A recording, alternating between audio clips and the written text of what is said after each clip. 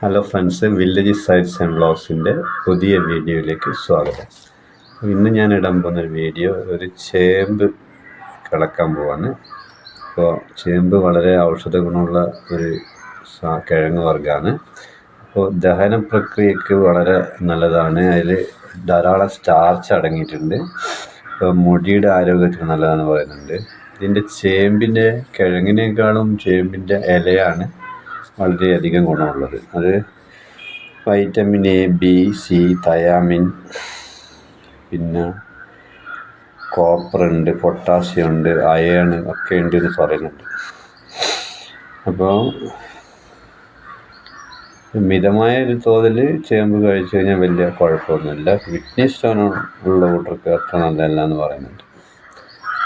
അപ്പോൾ ചേമ്പിൻ്റെ ഇത് കാണിച്ചു തരാം. ചേമ്പ് സാധാരണ ഇത് മഴ തുടങ്ങി ഭൂമിയെല്ലാം കൊളുത്ത് കഴിഞ്ഞ് കഴിഞ്ഞാൽ ആണ് ഇത് നടുക. ചേമ്പ് കിഴങ്ങെല്ലാം എടുത്തതിന് ശേഷം ബാക്കിയുള്ള ഭാഗമാണ് നടാനെടുക്കുക.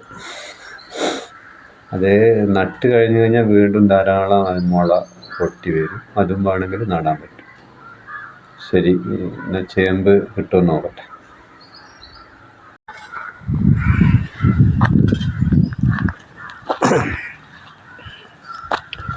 ചേമ്പിൻ്റെ ഇലയും ഉപ്പേരി വെക്കും. അതുപോലെ തന്നെ ചേമ്പിൻ്റെ തണ്ട് മേലത്തെ തൊലിയൊക്കെ ചെത്തിക്കളഞ്ഞ് കഴിഞ്ഞ് കഴിഞ്ഞാൽ പരിപ്പിട്ടാൽ എരിശ്ശേരി വെക്കാം. അതുകൊണ്ട് പുളിങ്കറി വെക്കാം. തക്കാളിയെല്ലാം ചേർത്തിട്ട് എല്ലാം വെക്കാൻ പറ്റും.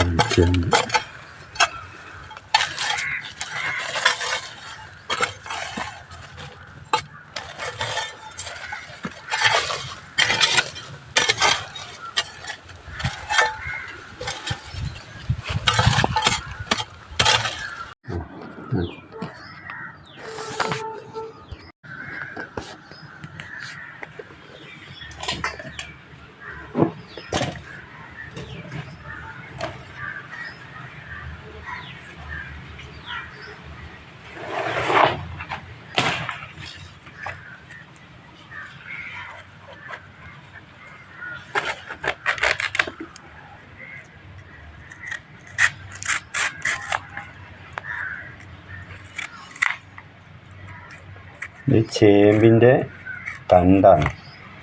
തണ്ടിൻ്റെ തൊലി അങ്ങ് എത്തിക്കഴിഞ്ഞ് കഴിഞ്ഞാൽ ഇതേപോലെയാണ് ഇതെടുക്കുക. ഇങ്ങനെ ഇട്ട്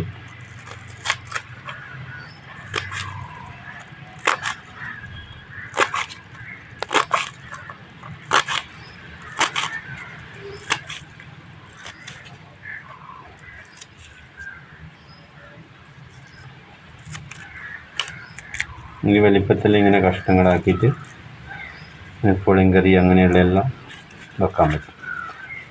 പിന്നെ ചേമ്പ് വൃത്തിയാക്കുന്ന രീതി ഇതേപോലെ തൊലി കളയാം. ഇങ്ങനെ ഇല്ലേ, തൊലി കളയാൻ എന്നിട്ട് ഇങ്ങനെ മുറിച്ചിടുക.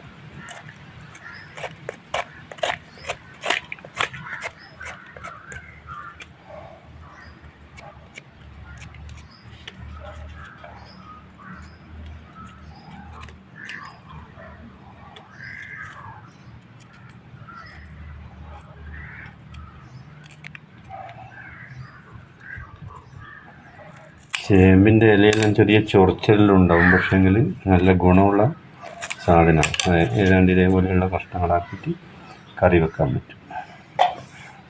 ശരി.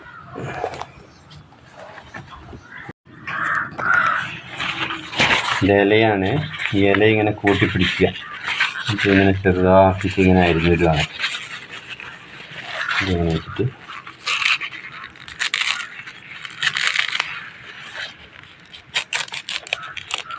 ഇങ്ങനെ അരിഞ്ഞ് എടുത്തിട്ട് ഉപയോഗിക്കാം. ചെറുതായിട്ട് അരിഞ്ഞെടുത്തിട്ടാണ് ഇല ഉപയോഗിക്കുക.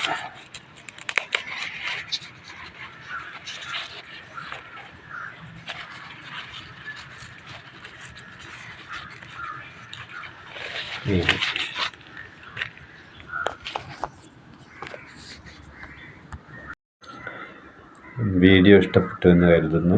വീഡിയോ ഇഷ്ടപ്പെട്ടാൽ ലൈക്ക് ചെയ്യുക, കമൻറ്റ് ചെയ്യുക, അതുപോലെ സബ്സ്ക്രൈബ് ചെയ്യുക. ഏറ്റവും പ്രധാനപ്പെട്ട സബ്സ്ക്രൈബ് ചെയ്യുക. പിന്നെ ഇതിൻ്റെ വീഡിയോൻ്റെ താഴെയാണ് സബ്സ്ക്രൈബ് ബട്ടൺ. അത് അമർത്തി കഴിഞ്ഞാൽ സബ്സ്ക്രൈബായി. അതിന് കാശൊന്നും കൊടുക്കേണ്ടതില്ല. പിന്നെ ബെല്ലൈക്കൺ പ്രസ് ചെയ്ത് കഴിഞ്ഞാൽ ഇതിൻ്റെ നോട്ടിഫിക്കേഷൻ ലഭിക്കും. Thank you for watching.